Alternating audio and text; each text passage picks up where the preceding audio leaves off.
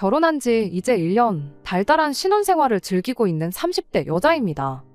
결혼은 지금의 남편과 한 게 처음이지만 사실 저는 5년 전에 결혼 문턱까지 갔다가 파혼했던 과거가 있어요.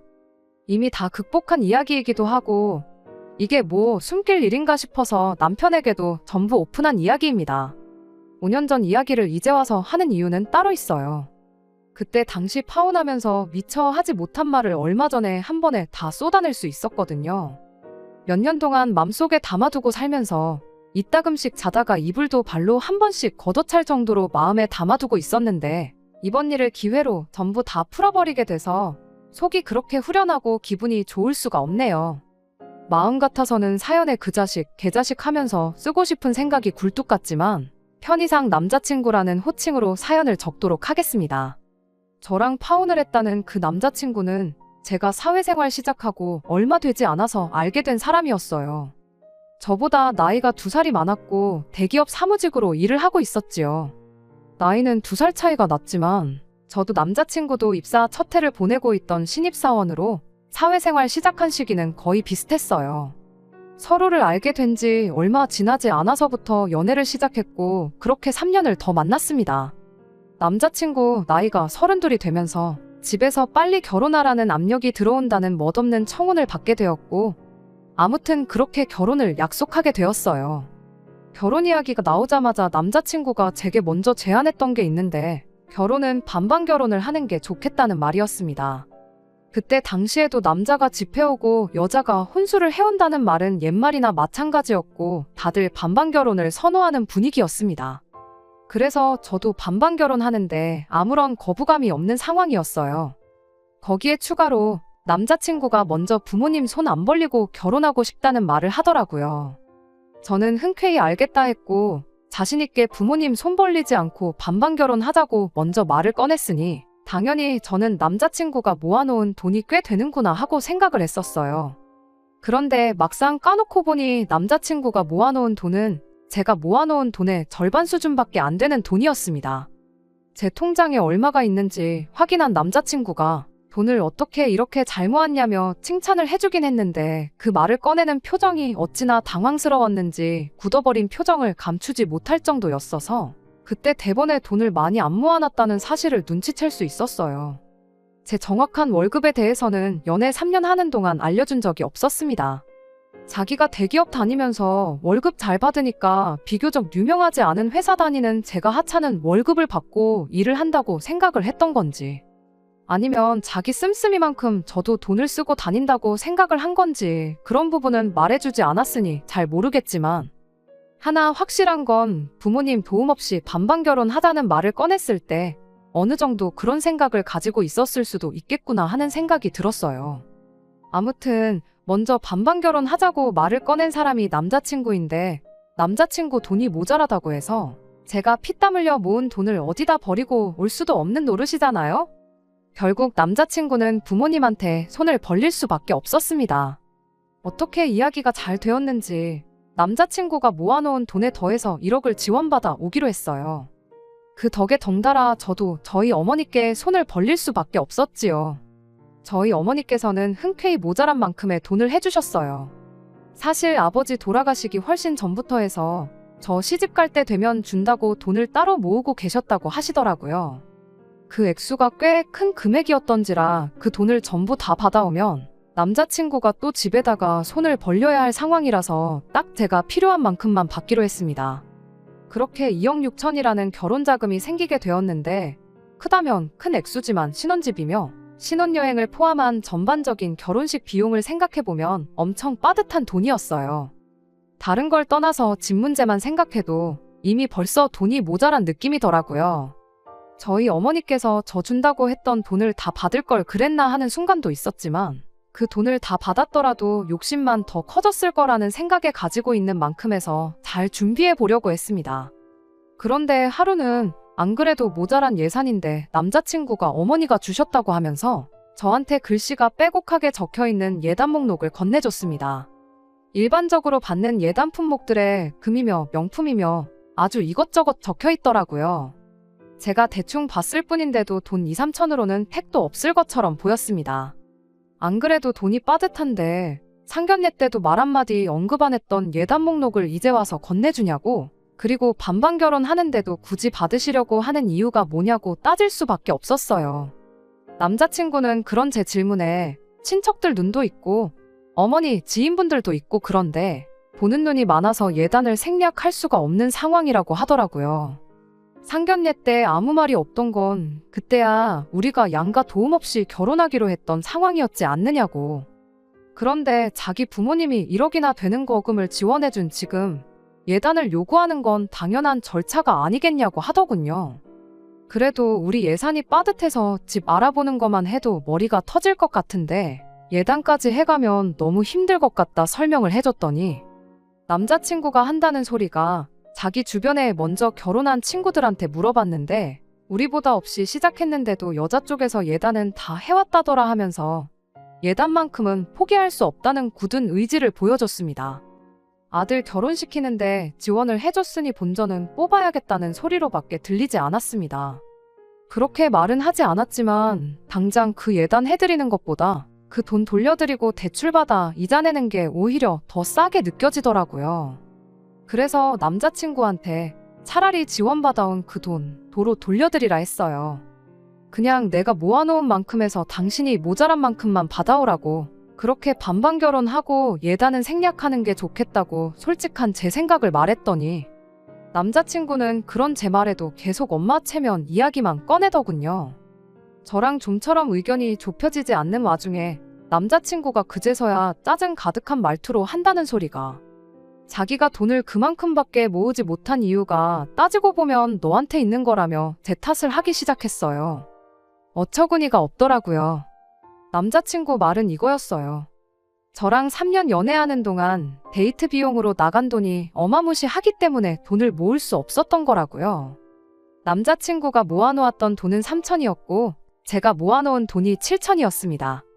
3년 연애하면서 데이트 비용으로 4천만 원을 썼다고 하기엔 가당치도 않은 소리나 마찬가지였어요.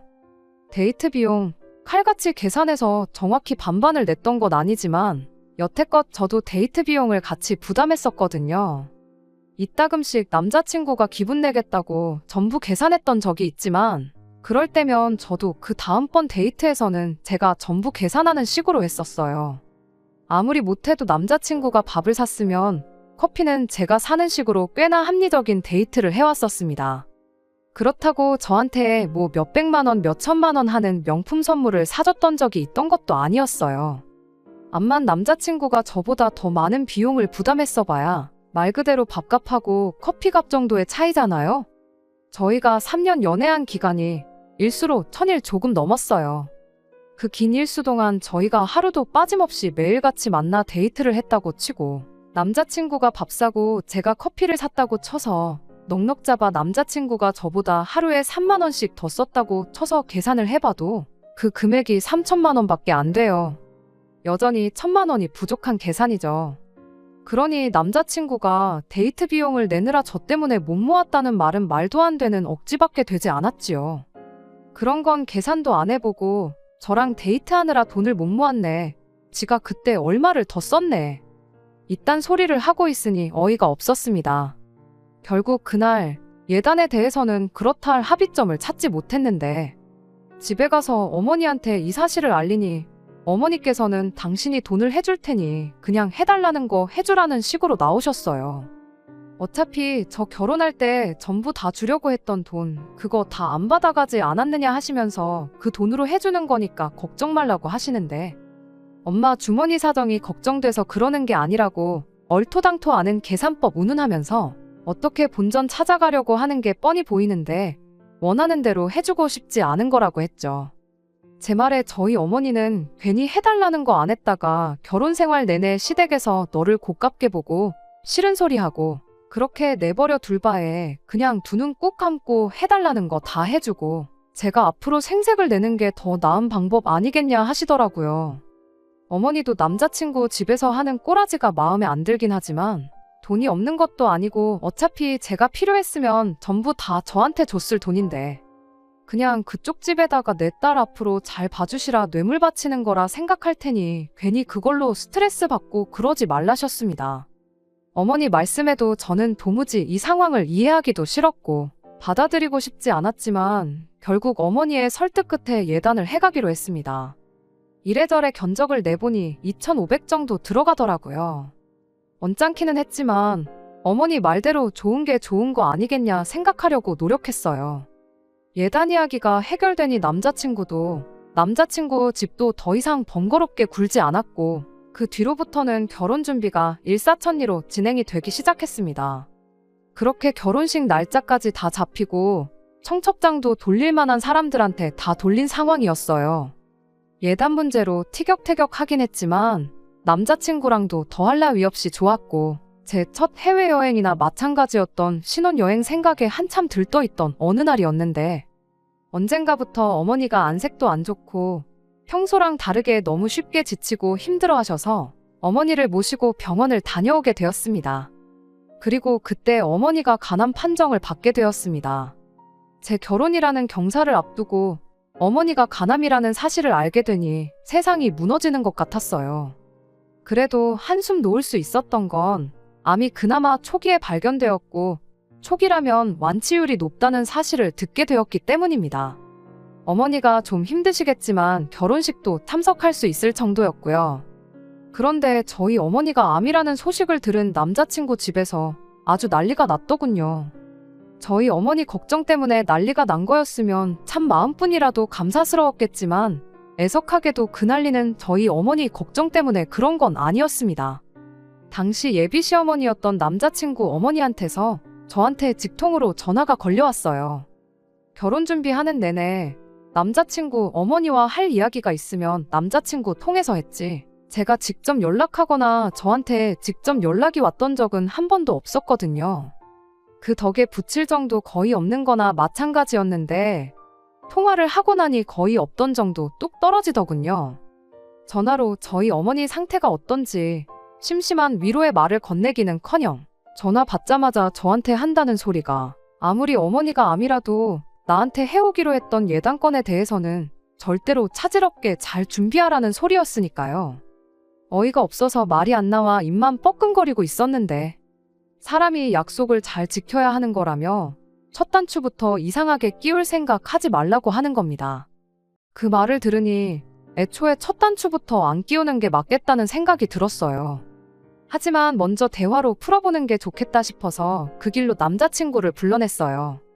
그 무례함에 대해 사과를 받기 전까지는 저도 도통 기분이 풀리지 않을 것 같아서 남자친구한테 이게 무슨 상황이냐 한마디 따질 생각이었지요. 남자친구는 걱정이 가득한 눈빛으로 저희 어머니 때문에 제가 속이 아니겠다며 걱정을 해주더군요. 이어서 말하길 우리 그냥 신혼집 구하지 말고 장모님 집에 신혼살림 차려서 같이 지내는 게 어떻겠냐 묻더라고요. 거기서 말이 끝났다면 엄마는 개차반이라도 자식은 정상이구나 그렇게 생각하고 파혼까지는 생각도 안 했을 거예요. 하지만 이어진 남자친구 말에 저는 파혼을 결심하게 되었습니다.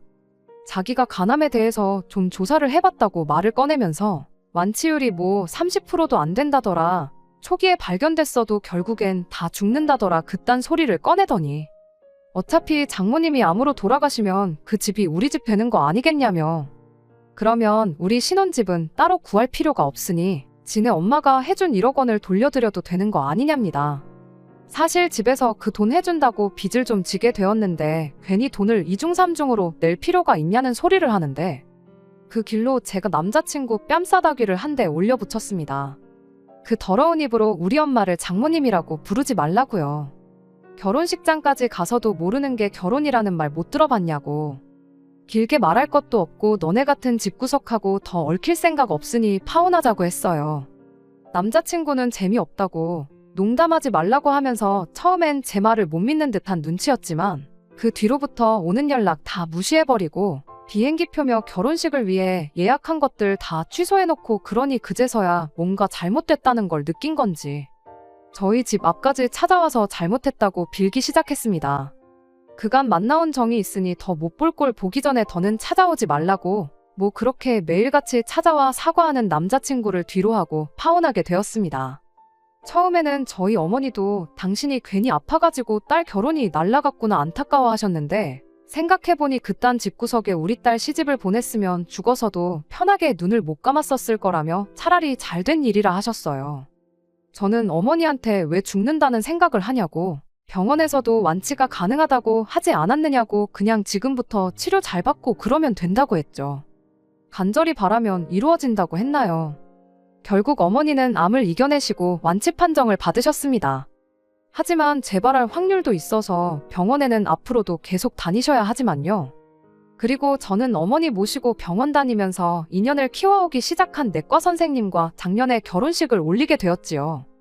그렇게 파혼하고 나서 결혼 생각은 꿈도 꾸지 않았는데 똥차가고 벤츠가 온다더니 그 말이 그냥 재밌자고 하는 말이 아니구나 싶었습니다. 그리고 사연 시작하면서 말씀드린 대로 신혼 분위기 만끽하면서 매일을 즐겁게 잘 살고 있어요. 누군가 그러길 헤어진 연인에게 해줄 수 있는 최고의 복수는 그 사람보다 훨씬 행복하게 잘 사는 것보다 좋은 게 없다던데 그런 알량한 복수 같은 거 생각할 겨를도 없을 정도로 행복하게 잘 지내고 있었습니다. 그러다 얼마 전 우연찮게 파혼한 전 남자친구를 다시 만나게 되는 일이 생겼어요. 어떻게 저를 멀리서부터 알아보고 먼저 말을 걸어오더라고요. 몇 년 전 파혼할 당시였거나 파혼한 직후였다면 질색을 하고 무시를 했겠지만 저 이렇게 잘 지내는데 피할 필요 있나 싶어서 저도 같이 인사를 해줬지요. 저를 보더니 잘 지내는 것 같아 보인다고 대번에 먼저 말을 하더라고요. 슬쩍 제 왼손 약지를 보더니 결혼도 했는가 보다 하면서 아쉬운 듯한 표정을 지어왔어요. 그러더니 물어보지도 않았는데 구구절절 자기 이야기를 꺼내기 시작했습니다. 저랑 그렇게 헤어진 뒤에 얼마 지나지 않아서 엄마 소개로 여자를 하나 만나게 되었고 결혼해서 애 둘 낳고 잘 살고 있었다대요. 과거형으로 말하길래 뭔 일이 있었구나 싶었는데 아니나 다를까 얼마 전에 결국 엄마 때문에 이혼하게 되었다고. 그 덕에 엄마랑은 연을 끊었다고 하면서 그때 너한테 잘할 걸 그랬다. 자기가 이혼당할 때 다른 사람보다 너가 먼저 생각나더라 하면서 엄마 말보다 너 말을 더 들었어야 했는데 후회가 된다느니 어쩌니 하면서 엄청 질척거리기 시작하는 겁니다. 더 이야기해봐야 말만 괜히 이상한 대로 흘러갈 것 같고 이 사람이 뭔가 착각을 해도 단단히 하는 것 같아서 그때 3년 만나온 정을 봐서 굳이 안 해주고 넘겼던 그 말 속에 품고만 지냈던 그 말을 한마디 해줬어요. 니네 엄마도 문제지만 니도 못지않게 문제가 있는 거 모르냐고. 엄마랑 연까지 끊었다면서 애엄마랑 다시 살림도 못 합치고 이러고 있는 꼴 보니 너는 아직도 너한테 문제가 있는지 모르는 것 같다고. 이렇게 나한테 옛날 이야기 할 시간 있으면 집에 가서 네 인생부터 돌아보고 자기 객관화 좀 해서 남 탓 좀 그만하라고 했어요. 제 할 말 다 끝내고 다음부터는 이렇게 우연찮게라도 만나지 않았으면 좋겠다. 마주치더라도 제발 나 모르는 척하고 그냥 네 갈 길 가달라 말하고 뒤돌아서 집으로 와버렸습니다. 옛정에 호소하면서 옛날 이야기하면 뭐 이제 와서 행복하게 잘 지내고 있는 제 마음을 돌릴 수 있을 거라고 생각했던 걸까 싶네요. 정말 다시는 꼴도 보기 싫은 사람과 재회한 건 짜증나는 일이지만 그때 마음 약해져서 해주지 못한 한마디 해줘서 그런가 속 하나만큼은 후련해졌네요. 지금 저는 더할 나위 없이 행복하고 어머니까지 완치 판정을 받은 지금 솔직히 그때 파혼하게 된 게 제 인생에 있어서 운이 좋았던 거라 말할 수 있겠네요. 지금 행복한 만큼 앞으로도 계속 이렇게 행복하면 좋겠습니다. 끝까지 들어주셔서 감사합니다. 오늘의 사연은 여기까지입니다. 구독과 좋아요, 알람 설정 부탁드리고 더 좋은 사연으로 다시 찾아뵙겠습니다. 감사합니다.